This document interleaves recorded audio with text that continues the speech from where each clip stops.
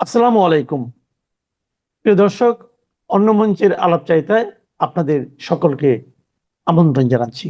শেখ হাসিনাকে নিয়ে নানা মাত্রার আলোচনা চলছে। শেখ হাসিনার 5 আগস্টে দিল্লির কর্মসূচি নিয়ে সরকারের উদ্বেগ, বিরোধী পক্ষের মানে সরকারের বিরোধী রাজনৈতিক দল যারা রয়েছে তাদের উদ্বেগ, আওয়ামী লীগের এক ধরনের উল্লাস, আওয়ামী লীগের এক ধরনের প্রস্তুতি, আওয়ামী লীগের এক ধরনের প্রচার, এগুলো অনেক কিছুই আমরা দেখছি। এই অনেক কিছুর মধ্যে 5 আগস্টে দিল্লিতে আদতে কি হচ্ছে সেটা নিয়ে নানা রকমের ব্যাখ্যা, বিশ্লেষণ এগুলো চলছে। এর মধ্যে আলোচনা ছিল, গত 2 বছর ধরেই আলোচনা ছিল যে শেখ হাসিনাকে অচিরেই কি কোনো একটা সংবাদ মাধ্যমের কিংবা টেলিভিশন চ্যানেলের ভিডিও সাক্ষাৎকারে দেখা যাবে, কিংবা 5 আগস্টের এই সংবাদ সম্মেলনে তিনি কথা বলবেন। এই আলোচনাটা যখন সামনে আসলো তখনও ব্যাপারটা সামনে এসেছে যে শেখ হাসিনা কি সরাসরি ফিজিক্যালি উপস্থিত থাকবেন, নাকি ভিডিও কলে, মানে ভিডিও কনফারেন্সে তিনি বক্তব্য দিবেন লাইভ, কিংবা তার রেকর্ডেড ভিডিও বক্তব্য প্রচার করা হবে কিনা। এই আলোচনাগুলো, এই ব্যাখ্যা বিশ্লেষণগুলো চলছিল। এটা যখন চলছিল এবং ঠিক বাংলাদেশ সরকার যখন ভারতের সরকারের কাছে এই 5 আগস্টের শেখ হাসিনার আয়োজন নিয়ে উদ্বেগ প্রকাশ করছে, তখন আমরা দেখছি যে এই আয়োজক সংগঠন ফরেন করেসপন্ডেন্টস ক্লাব, সেই সংগঠনের সভাপতি চমক জাগানো একটা তথ্য দিচ্ছেন। কি সেই তথ্য? এই ক্লাবের সভাপতি যে তথ্য দিচ্ছেন, সেই তথ্য বিশ্লেষণ করলে ব্যাপারটা কি দাঁড়ায়? এই ক্লাবের সভাপতি কি আয়োজনের সঙ্গে সম্পৃক্ত নাকি সম্পৃক্ত না? চলুন একটু বুঝে ওঠার চেষ্টা করি। বাংলাদেশের গণমাধ্যম, ইংরেজি গণমাধ্যম নিউ এজ, তারা কি মোটা দাগে বড় খবর দিচ্ছে। থাকবেন পলিটিক্স টিভির। চলতি বছরের 24শে জানুয়ারি ভারতের দিল্লিতে সাংবাদিকদের একটি অনুষ্ঠানে বাংলাদেশের সাবেক প্রধানমন্ত্রী শেখ হাসিনার একটি রেকর্ড করা অডিও ভাষণ শোনানো হয়েছিল। সেই অডিও বার্তায় মোহাম্মদ ইউনূসকে তোপ দাগিয়ে নিশানা করেছিলেন শেখ হাসিনা। ক্ষমতা দখলের অভিযোগের পাশাপাশি ইউনূসের সরকারকে তীব্র আক্রমণ করেছিলেন। একটি রেকর্ডেড অডিও বার্তা প্রচার নিয়ে তখন বাংলাদেশের অন্তর্বর্তী সরকার তীব্র প্রতিক্রিয়া দেখিয়েছিল। 7 মাসের মাথায় বাংলাদেশের সাবেক প্রধানমন্ত্রী আবারও দিল্লিতে সাংবাদিকদের অনুষ্ঠানে বক্তব্য দিতে পারেন, এমন খবর এরই মধ্যে ভারত ও বাংলাদেশের সংবাদ মাধ্যমে প্রকাশিত হয়েছে। এবার বক্তব্য প্রচার বা দেওয়ার আগেই নড়ে চড়ে বসেছে বর্তমান ক্ষমতাসীন সরকার। দেশটির প্রধানমন্ত্রীর পররাষ্ট্র উপদেষ্টা শেখ হাসিনার রাজনৈতিক বক্তব্য থামাতে ভারতের সাহায্য চেয়েছেন।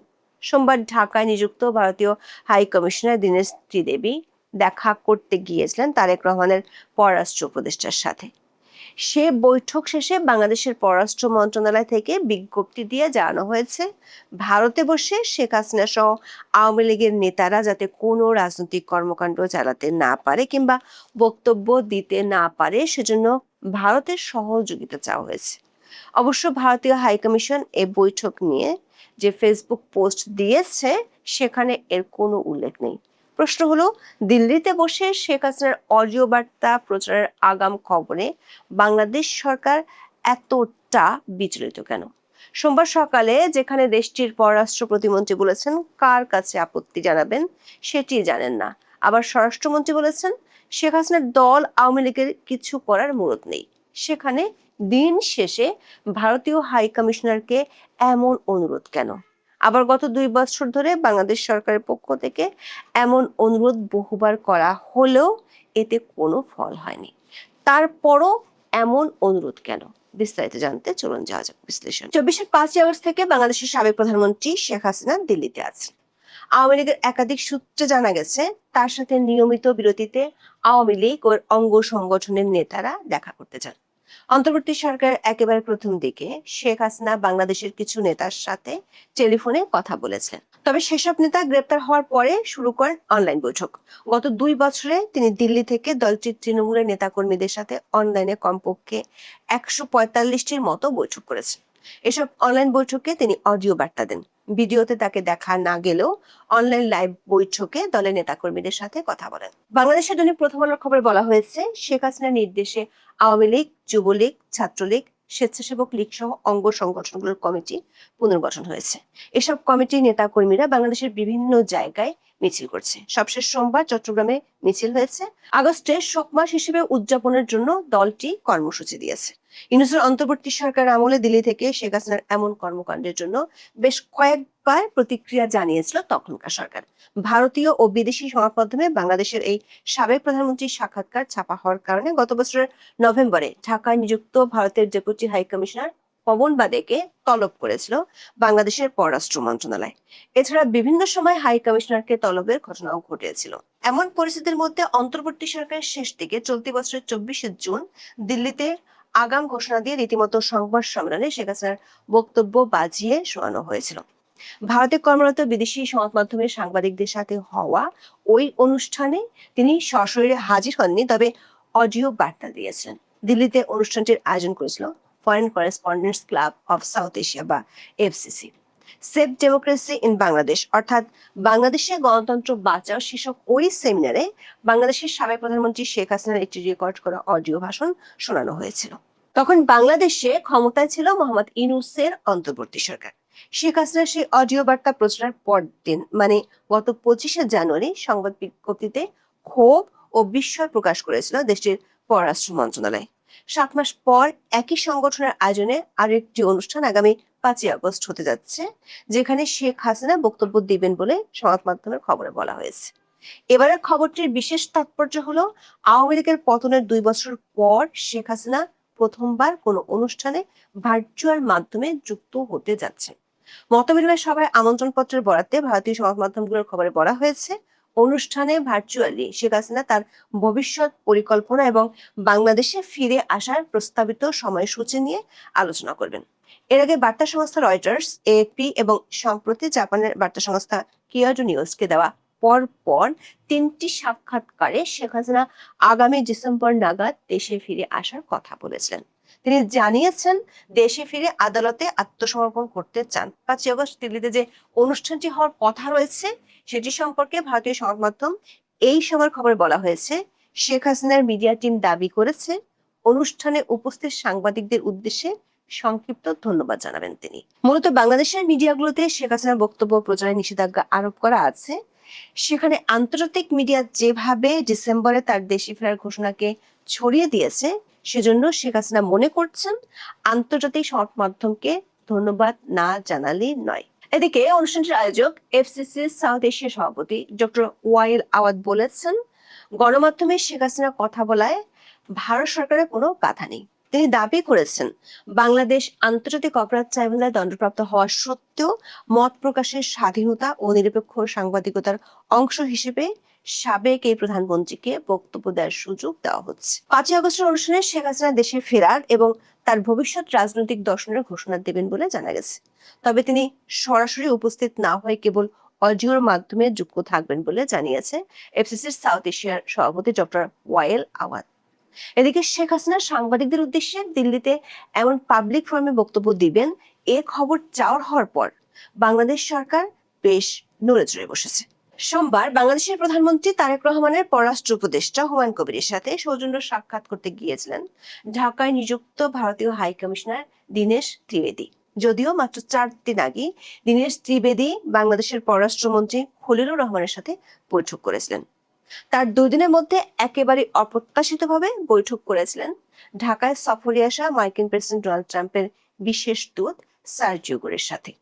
সোমবার তেজগাঁয়ে প্রধানমন্ত্রীর কার্যালয়ে দীনেশ ত্রিবেদীর সাথে হুমায়ুন কবিরের বৈঠকটি অনুষ্ঠিত হয়। এই বৈঠক নিয়ে বাংলাদেশের পররাষ্ট্র মন্ত্রণালয়ের পক্ষ থেকে বিজ্ঞপ্তি দেওয়া হয়েছে। সেই বিজ্ঞপ্তিতে বলা হয়েছে, শেখ হাসিনা 5ই আগস্ট প্রকাশ্যে বক্তব্য রাখতে পারেন। সোশ্যাল মিডিয়ায় ছড়িয়ে পড়া এ খবর আলোচনায় উঠে আসে।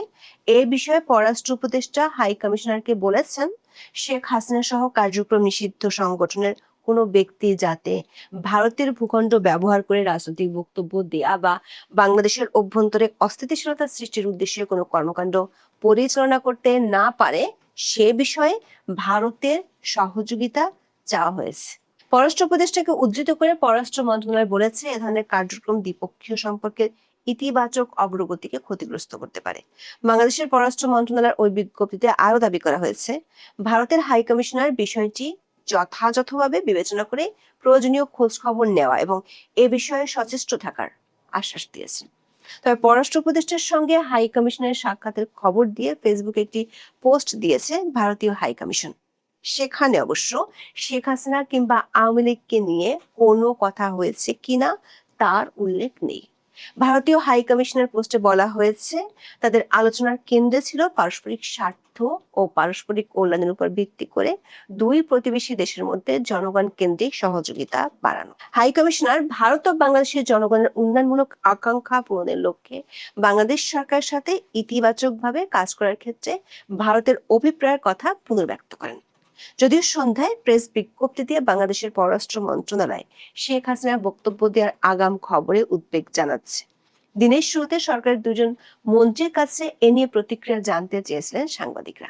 আগামী 5ই আগস্ট দিল্লিতে শেখ হাসিনার বক্তব্য ঘিরে বাংলাদেশ সরকার আপত্তি জানাবে কি না সেই প্রশ্নে বাংলাদেশের পররাষ্ট্র প্রতিমন্ত্রী শামা ওবায়দ সাংবাদিকদের বলেন, তারা আপত্তি কার কাছে জানাবেন। তিনি দাবি করেন, একটা নিষিদ্ধ সংগঠনের প্রধান কোথায় কি বলছেন না বলছেন বাংলাদেশ সরকারের সেই সময় নেই সেটার জবাব দেয়ার। অন্যদিকে স্বরাষ্ট্রমন্ত্রী সালাউদ্দিন আহমেদ দাবি করেছেন, 5ই আগস্ট কোন তৎপরতা চালানোর মতো মুরদ নেই আওয়ামী লীগের। প্রশ্ন উঠেছে, সকালের দুজন মন্ত্রীর এমন প্রতিক্রিয়ার পর সন্ধ্যায় কেন প্রধানমন্ত্রী তারেক রহমানের পররাষ্ট্র উপদেষ্টার প্রতিক্রিয়া জানানোর প্রয়োজন মনে করলো। আওয়ামী লীগের যদি কিছু করার ক্ষমতা না থাকে তাহলে সরকার বিচলিত হয়ে শেখ হাসিনার বক্তব্য থামাতে ভারত সরকারের সাহায্য চাইল কেন? আবার অন্তর্বর্তী সরকার আমলে একই রকম অনুরোধ বেশ কয়েকবার করা হয়েছিল। এমনকি ইউনূসের আমলে ভারতীয় হাই কমিশনারকে তলব করার রেকর্ডও করা হয়েছিল। ভারত সরকারের শীর্ষ মহল থেকে প্রতিবারই দাবি করা হয়েছে, ভারত অন্য কোনো দেশের নাগরিককে তার দেশে বসে রাজনৈতিক কর্মকাণ্ড চালানোর অনুমতি দেয় না। এমন তথ্য সবশেষ ভারতের লোকসভায় জমা দেওয়া দেশটির পররাষ্ট্র মন্ত্রণালয় সংক্রান্ত সংসদীয় কমিটির রিপোর্টও বলা হয়েছে। তবে ভারত সরকার বিভিন্ন সময় এও দাবি করেছে, শেখ হাসিনা দেশটিতে অতিথি হিসেবে আছেন।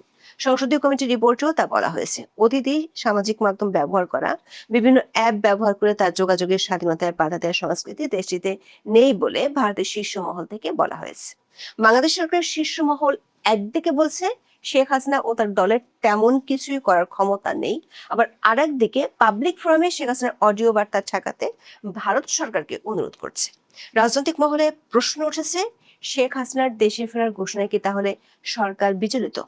সরকারকে আশঙ্কা করছে ওই অডিও বার্তায় এমন কোনো ঘোষণা থাকতে পারে যেটি সরকারের উদ্বেগ আরো বাড়িয়ে দিতে পারে। এখন এ পর্যন্ত, সবাই ভালো থাকুন।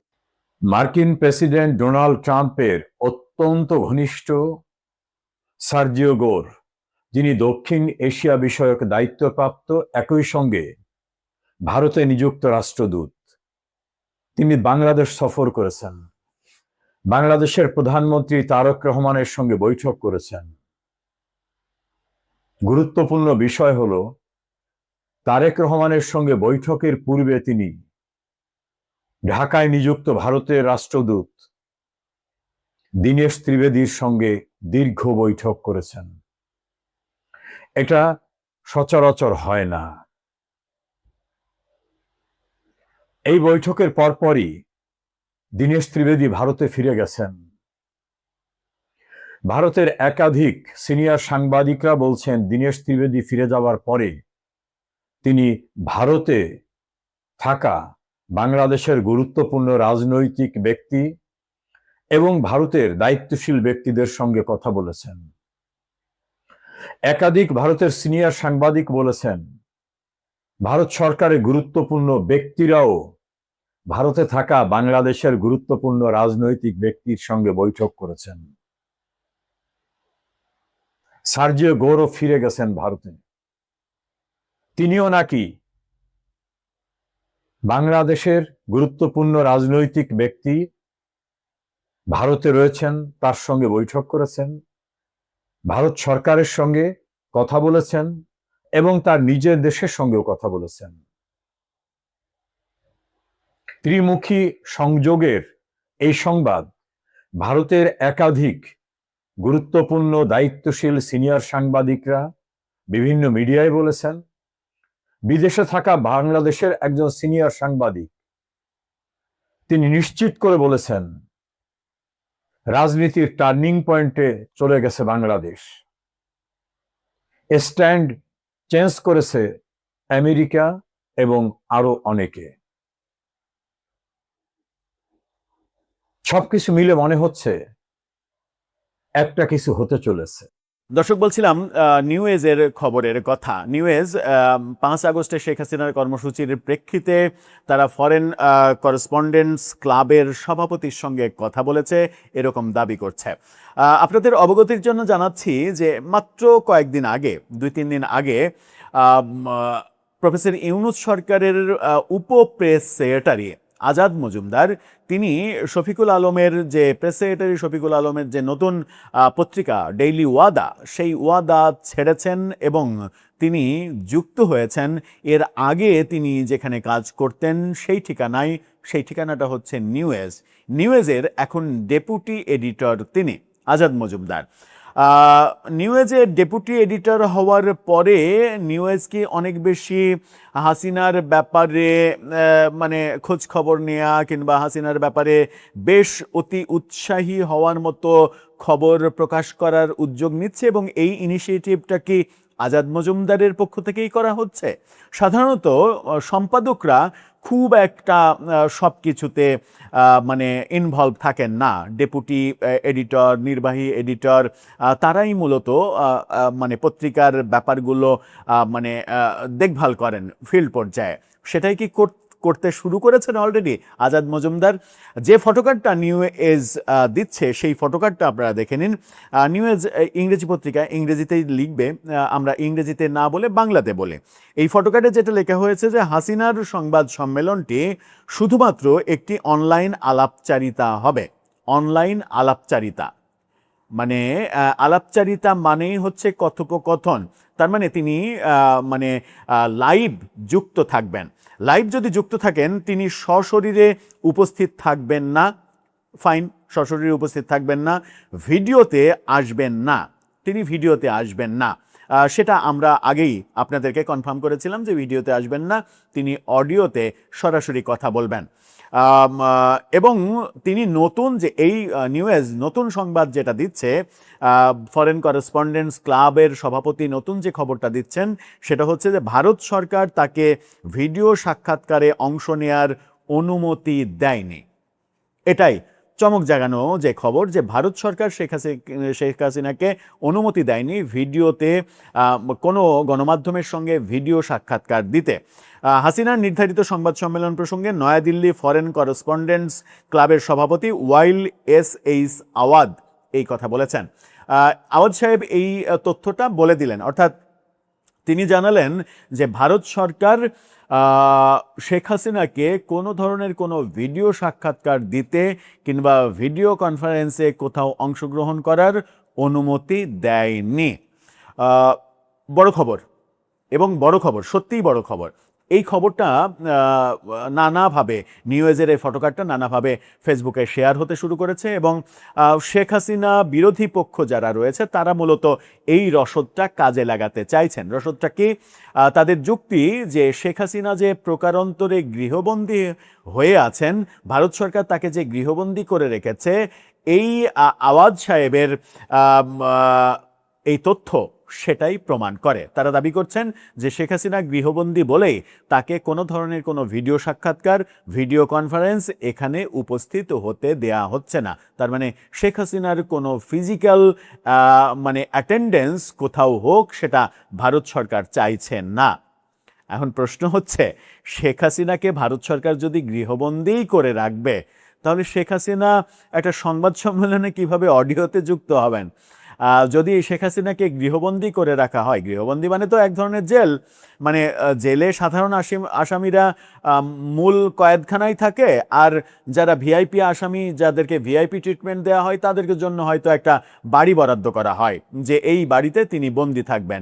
তো এই বাড়িতে বন্দি থাকা অবস্থায় তাকে কি টেলিফোন ব্যবহার করতে দেয়া হয়? যদি তিনি বন্দিই থাকেন, টেলিফোন ব্যবহার করে সারা পৃথিবীর সঙ্গে কমিউনিকেশন তৈরি করতে দেয়া হয়? দেয়া হওয়ার তো কথা নয়। সেই প্রশ্নটা আসবে। তবে এখানে সত্যি সত্যি একটা বড় খবর, যদি আওয়াজ সাহেব এই তথ্যটা দিয়ে থাকেন তাহলে এটা সত্যিই বড় খবর। সেটা হচ্ছে ভারত সরকার শেখ হাসিনাকে কোনো ধরনের কোনো ভিডিও সাক্ষাৎকার দিতে অনুমতি দেয়নি। অদূর ভবিষ্যতে অনুমতি দেবে বলে কি আপনার মনে হয় দর্শক? যখন শেখ হাসিনা বলছেন ডিসেম্বরের মধ্যেই ফিরবেন, আমি জানি না যে 5 আগস্টের নতুন কোনো তথ্য তিনি দিবেন কিনা, স্পেসিফিক ডেট ঘোষণা করবেন কিনা, কিংবা তার যে মানে কথা মানে পরিকল্পনা, সেই পরিকল্পনা সম্পর্কে কোনো তথ্য দিবেন কিনা।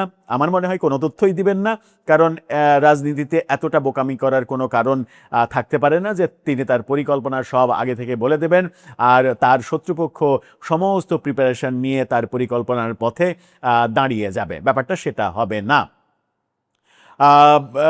বাংলাদেশের একজন সাংবাদিক দাবি করেছেন যে শেখ হাসিনা মানে শুধুমাত্র ধন্যবাদ জ্ঞাপন করবেন এই অনুষ্ঠানে।